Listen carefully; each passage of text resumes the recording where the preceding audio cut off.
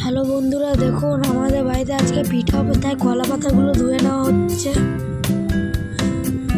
দেখুন কলা পাতাগুলো ধুয়ে এবার উনুনটা জ্বালানো হচ্ছে, তারপরে এটার উপর রান্না হবে।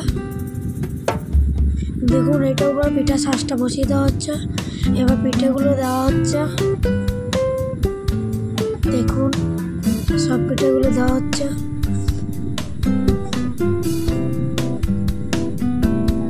দেখুন পিঠের ভিতরটা কেমন। দেখুন গাইস, অনেকটা পিঠেটা হয়ে গেছে। দেখুন আরো হয়ে গেছে।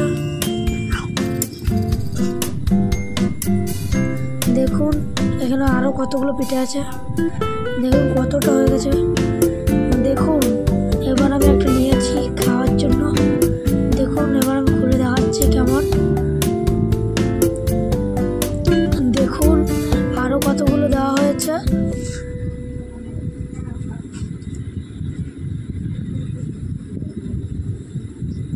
দেখুন সব উঠিয়ে নেওয়া হয়েছে। এবার আমি আপনাদের একটা খেয়ে দেখাবো।